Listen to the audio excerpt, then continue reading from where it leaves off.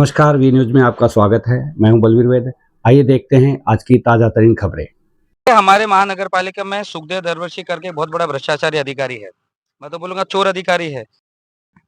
नमस्कार, मैं विनोद यादव, आप देख रहे हैं पीएसके न्यूज। आज हमारे साथ में वी न्यूज के संपादक बलवीर बैद जी भी हैं और हमारे साथ में महानगर पालिका के अधिकारी सुखदेव दरवेजी जी हैं, जो हम आज एक खबर दिखाया था हमने, सीडी की नजर सुखदेव दरवेजी जी पे क्यों नहीं है, ऐसा हमने एक खबर चला था। और वो खबर कहीं न कहीं सर के पास कहीं किसी ने भेजा, तो सर ने कॉल किया और बताया कि जिस तरह से आपने उनकी बात रखी है, हमारी भी बात रखी है। तो इस बारे में पूरी चर्चा, पूरी जानकारी, एक-एक पत्ते, एक-एक लाइन पे हम बात करेंगे, क्या सही और क्या गलत। क्योंकि हमारा काम है सच को खोजना, सच पे बात करना, ठीक है? तो चलिए आज का जो क्वेश्चन है, आज की जो बातें हैं, बलवीर वैद जी करेंगे। तो लीजिए सर। नमस्कार। दरवेशी जी से हम पहला प्रश्न पूछते हैं कि दरवेशी जी, आप पर जो अभी आप रिटायर हो गए हैं, हालांकि बड़ा फर्क नहीं पड़ता है, लेकिन रिटायर होने के बावजूद भी अगर आपके नाम का कहीं ना कहीं धब्बा लगता है, नाम पे कहीं धब्बा लगता है, तो अच्छी बात नहीं है। तो हम जानना चाहेंगे कि आप पे जो आरोप लगे हैं, आप पे आरोप ये है, पहला आरोप कि आपने जो है स्टॉल जो फेरी वाला जोन में जो स्टॉल वगैरह जो आवंटित किए जाते हैं, वो कहीं न कहीं आपको लाइसेंस देने में, आपने उसको एनओसी देने में कहीं न कहीं करप्शन किया है, इस तरह के आरोप हैं। इसके बारे में क्या जानकारी देंगे? जिस स्टॉल का और एनओसी का परमिशन का जिक्र आप कर रहे हैं फेयर वालों का, वैसा मेरे कार्यकाल में मतलब 2.5-3 साल के आसपास में दीनदयाल अंत्योदय योजना राष्ट्रीय नागरिक उपजीविका अभियान का एडिशनल चार्ज मुझे ऑनरेबल कमिश्नर साहब ने दिया और उसमें जो अलग-अलग स्कीम्स थी, तो जहाँ तक मेरे करियर की बात है, ऐसा कोई भी स्टॉल को एनओसी या परमिशन हमने नहीं दिया है। फिर आपके जो लेटर जो मार्केट में घूम रहे हैं, 25-30 लेटर, आपने भी कहा, आप बताया हमको कि 25-30 लेटर हैं जो आपने दिए हैं, वो क्या है फिर? देखिए, वो साफ-सुथरा उसमें आपने पढ़ा होगा, अगर लेटर आपके पास अगर रहेगा, तो वो जो लेटर है, वो बैंक को एड्रेस किया गया है और वो एक उसका जो एक कॉपी हो, जो बेनिफिशियरी है, लाभार्थी है, उसको दिया गया है।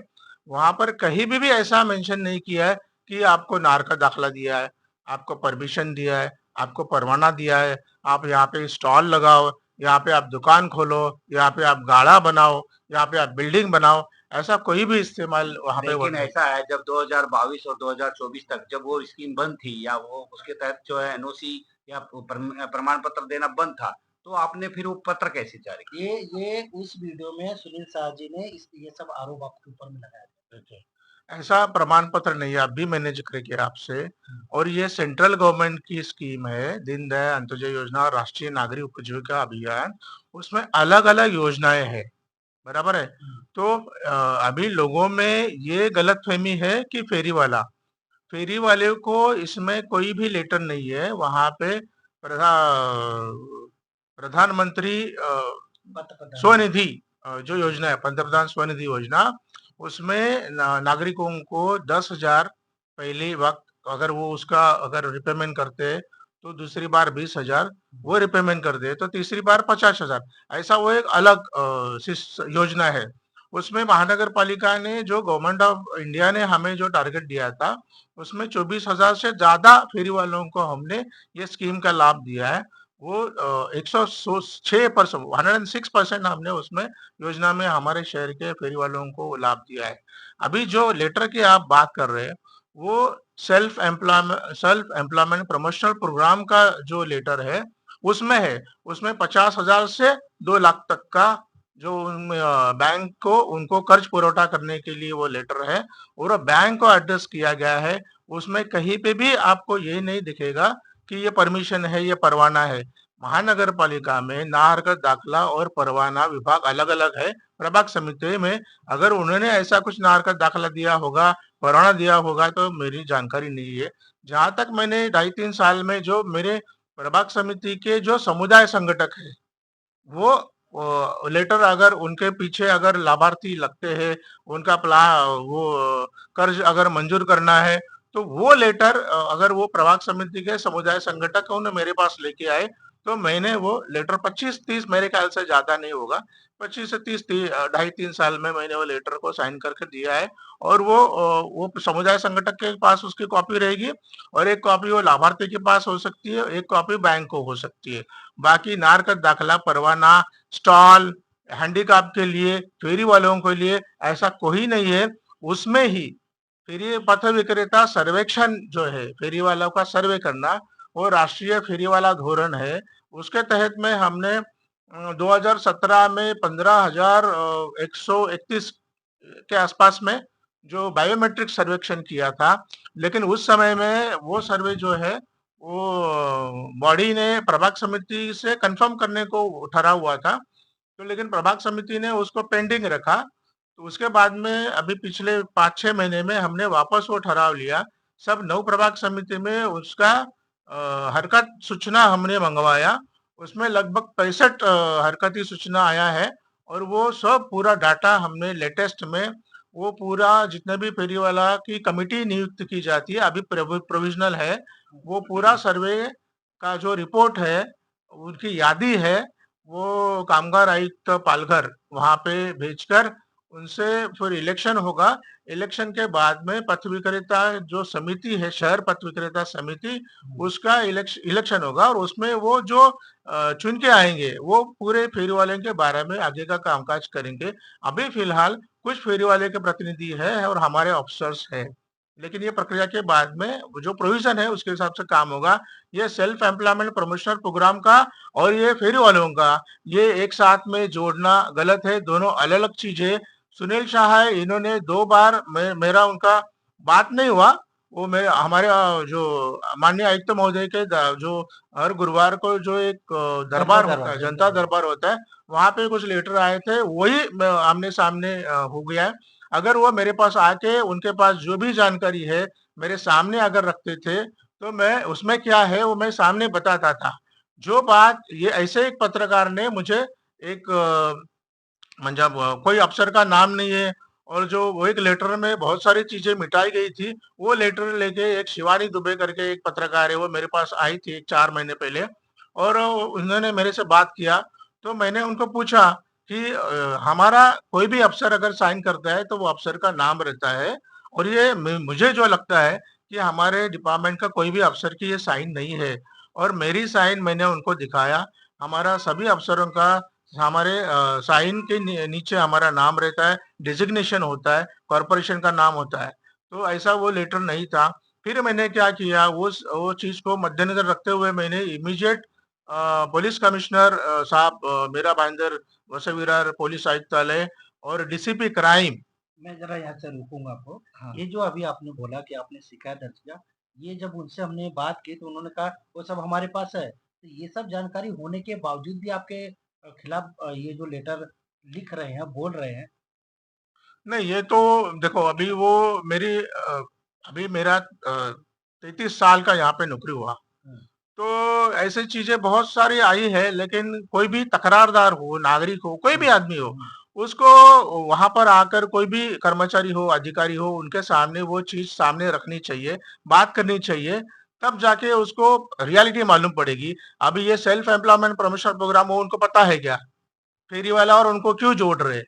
मतलब अगर वो नौजवान है, उनको अगर समाज में कुछ काम करना है, अच्छा काम कर रहा है, तो बहुत सारी चीजें है करने लायक, लेकिन किसी अधिकारी को बदनाम करना है, तो वो बहुत नहीं, कानूनन तो छोड़ दो, बहुत बड़ा पाप है और वो पाप मेरे जैसे आदमी को जिन्होंने पूरा सफर किया है, यहाँ पर नौकरी कर रहा हूँ, मुझे बहुत तकलीफें सहन करनी पड़ी। मेरा कभी गलती नहीं था, फिर भी मुझे बहुत सारा सहन करना पड़ा और आफ्टर रिटायरमेंट में अगर वो ईडी और क्या-क्या मुझे धमकी दे रहे, तो मैं 24 घंटा तैयार हूँ। मैं ये जानना चाह रहा हूँ कि जब आप इतना अच्छा काम करते हैं, इतना अच्छा आपका नाम है, आपको प्रमोशन मिला है, आपको बढ़िया तरीके से प्रमाण पत्र मिला है, तो फिर आपको 3-3 बार आपको सस्पेंड क्यों किया गया?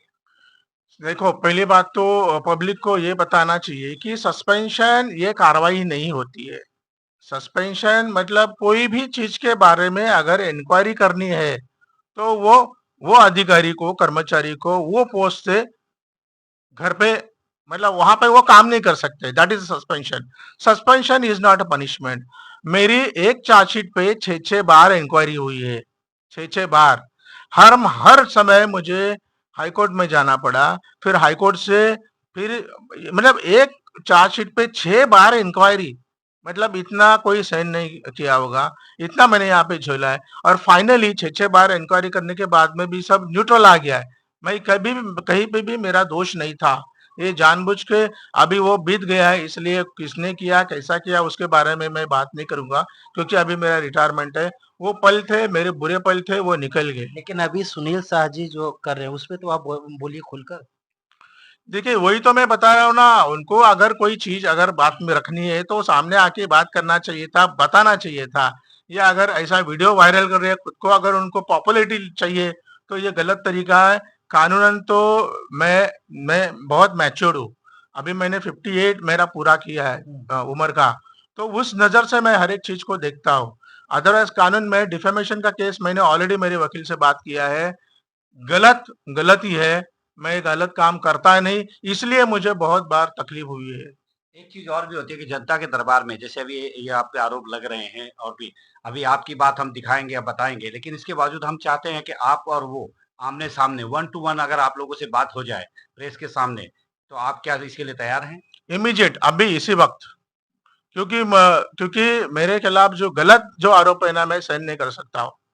बहुत गलत है। अभी मेरा रिटायरमेंट है, वो आदमी धमकी देता है मेरा पेंशन बंद करने का। पेंशन किसके लिए होता है वो पहला उसको पढ़ना चाहिए। पेंशन क्या चीज़ होती है? वो पेंशन बंद करने का क्यों?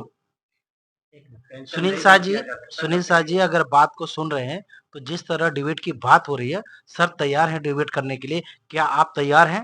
तो अपना समय और टाइम बता दीजिएगा और सर तो अभी रेडी हैं। ठीक है, ये आज का जो डिबेट हुआ, हम लोगों की जो चर्चा हुई, उसमें समझ में आ रहा है, इन्होंने अपनी सफाई पेश की कि मैं भ्रष्टाचारी नहीं हूँ, मैंने कोई भ्रष्टाचार नहीं किया। कहीं न कहीं हो सकता है कुछ गलतफ़हमी हो, तो इसको जो है अगले डिबेट्स के समय में क्लियर करेंगे। तब तक के लिए तो मैं तो कहूँगा कि पर्याप्त है। हाँ, जिस तरह से कहा जाता है आरोप लगाना और आरोप को साबित करना, ये दोनों बहुत अहम चीज़ है। है एक ही लेकिन अहम चीज़ है। पहला क्या है आरोप लगा देना, आसान होता है कोई भी किसी के ऊपर लगा, लेकिन जब साबित करने की बात आती है तब बहुत कठिनाई होती है। इस बात को हर व्यक्ति को ध्यान रखना चाहिए। जिस तरह से महानगर पालिका के अधिकारी हैं, ऐसा नहीं कि यहाँ रोड पे चलते हुए इंसान है कि आपने बोल दिया और वो सुन के चला गया। तो ये भी कहीं न कहीं अपनी मान-मर्यादा, अपने सम्मान के लिए अगर गलत नहीं किया है तो आवाज़ उठाएँगे और आवाज़ उठाएँगे तो लीगल प्रक्रिया करेंगे और लीगल प्रक्रिया में जब जाएँगे तो हो सकता है कहीं न कहीं आपकी अगर गलती होगी तो आपको भी सज़ा मिलेगा। अगर गलत ये रहेंगे तो इन्हें मिलेगा, आप रहेंगे तो आपको मिलेगा। इसीलिए डिबेट की जो बात हुई है, आप अपना समय टाइम बता दीजिए और अभी जो चर्चा हुआ हमारा वो अभी हम खबर चलाएँगे। इसके बाद इसके बाद जो भी डिटेल होगा आपके पास आप लेकर बैठिए, सर के पास सर लेकर बैठेंगे और सारा क्लियर करेंगे डिबेट में। तब तक बने रहिए और देखते रहिए पीएसके न्यूज़। नमस्कार। आज की खबरों में इतना ही। अगली खबरों के साथ फिर मिलते हैं, तब तक के लिए नमस्कार।